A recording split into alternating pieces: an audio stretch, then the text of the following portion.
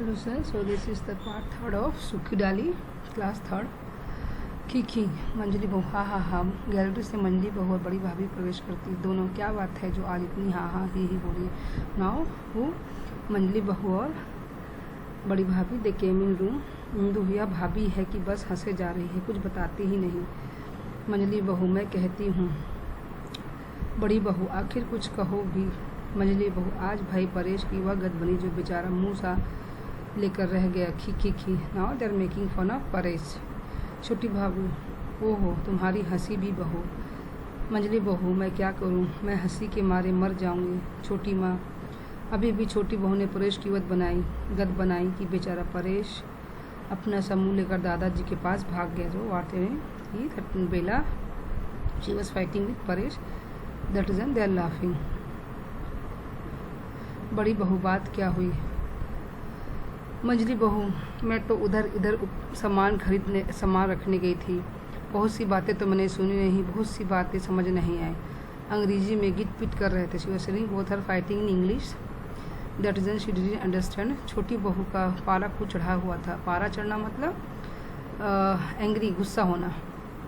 इतना मालूम हुआ कि परेश स्नान कर कमरे से गया तो बहू रानी ने सारा फर्नीचर निकाल कर बाहर रख दिया। What Bela did, she thrown all the furniture from her room. Paresh ने कारण पूछा। छोटी बहू ने कहा मैं इन टूटी फूटी कुर्सियों और गले सड़े फर्नीचर को अपने कमरे में ना रख दूंगी। Washing I will not keep that one old furniture in my home. Paresh कहने लगे हमारे बुजुर्ग। बात काटकर छोटी बहू ने कहा हमारे बुजुर्ग तो नंगे लुच्चे जंगलों में घुमा करते थे, तो क्या हम भी उनका अनुसरण करें। और जो सामान पड़ा था वह भी उठाकर फेंक दिए। तो Paresh want to tell our old people they are sitting in that chair but Bella didn't listen anything. She is telling she will not follow them like that. She was telling Hindu फिर मंजली भाभी छोटी भाभी यह तो मंजली भाभी। परेश ने कहा इस फर्नीचर पर हमारा दादा बैठते थे, पिता बैठते थे, चाचा बैठते थे। उन लोगों को कभी शर्म नहीं आई। उन्होंने कभी फर्नीचर को सड़े गले होने की शिकायत नहीं की। अब यदि मैं जाकर उसे रखने पर आपत्ति करूंगा तो दादा कहेंगे तहसीलदार होते ही लड़के सर से फिर गया। तो मंजली बहू is like that, she will tell everything to everyone.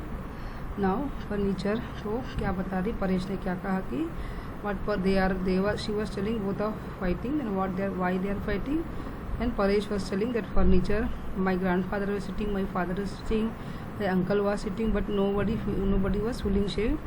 But you are feeling shame. What I will tell to my grandfather, he will tell he became Tehsildar, that is then he is doing like that. मंजली बड़ी भाभी हाँ ठीक ही तो कहा परेश ने। छोटी भाभी परेश मेरा बेटा भला। मंजली भाभी so this dialogues you don't bother, just I am reading. तब important line I will tell you. तब बहू ने कहा तो न कहो, मैं तो इस सड़े गले सामान को कमरे के पास न फटकने दूंगी। इस बेड और फर्नीचर से तो नीचे धरती पर चटाई बिछाकर बैठना ही लेटना अच्छा है मेरे मायके में। तो again that Bela was telling I will not keep this item in my home, better I will sit on the floor. Indu बस उसे तो अपने मायके की ही पड़ी रहती है 24 घंटे। मंजली बहू छोटी बहू ने अपने मायके के बड़े बड़े कमरों और उनके बहुमूल्य फर्नीचर का बखान किया है और महाशय परेश की एक भी न चलने दी। बेचारे भीगी बिल्ली दादाजी के पास चले गए। खी सो क्या उसकी भीगी बिल्ली मतलब डर जाना। इट्स ऑल्सो मुहावरा। तो she didn't listen anything Paresh, so that all the ladies they are talking about Paresh and Bella fighting. मंजली बहू मैं तो चुपके से चले आई। जबान है छोटी बहू की या कतरनी मतलब scissor, she is talking like scissor. अब जब अंग्रेजी बोलने लगती है तो कुछ समझ नहीं आता। परेश बेचारा तो अपना समूह लेकर रह जाता है, जाने तहसीलदार कैसे बन गया। तो सेलिंग की how he became tehsildar she don't know. मंजली बहू मैं तो चुपके से चली आई।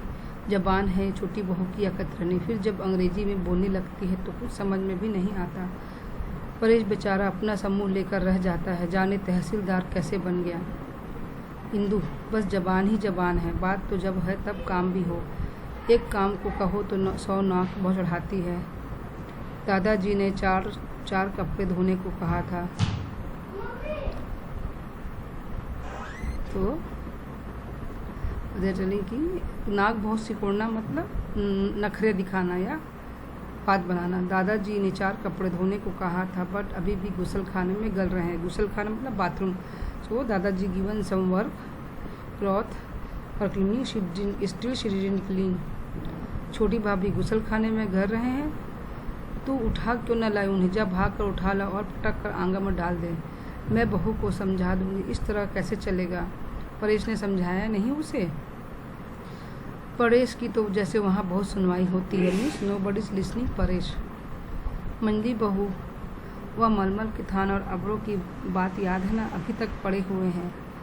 कह कर हार गए परेश महाशय। बहू रानी ने हाथ तक न लगाया हो और वे शर्म के मारे ले जाते नहीं दादाजी के पास। कचहरी में होंगे तहसीलदार, घर में तो अपराधियों से भी गए बीते हो जाते हैं। सो दादाजी वाट गिवन मनमल की थान मतलब this some velvet cloth and अबरो और अम्बरो मतलब बेडशीट। ही गिवन सब बेडशीट एंड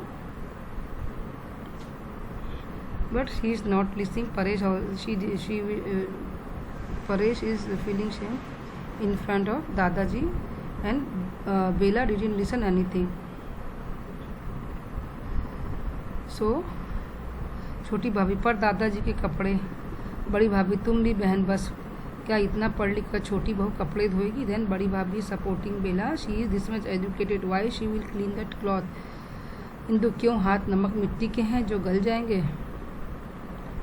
बाहर दादाजी के हुक्का गुड़गुड़ाने की आवाज़ आती है और छोटी भाभी, तुम चलो इंदु कपड़े पटक कर अहाते में डाल दो। अहाते मतलब कॉर्नर में। Indu, come and you clean that cloth. शायद उन्हें ज़रूरत हो, मांगेंगे तो मैं छोटी बहू को समझा दूंगी। सो अभी तक हम इन सब what we learn from this 3 portion की that Bella she came from a very rich family and she doesn't like her in laws family. All the ladies they are doing gossiping for her. So only this first paragraph is important, this one. इसमें दादाजी के बारे में है। Second paragraph और छोटे छोटे word answer है।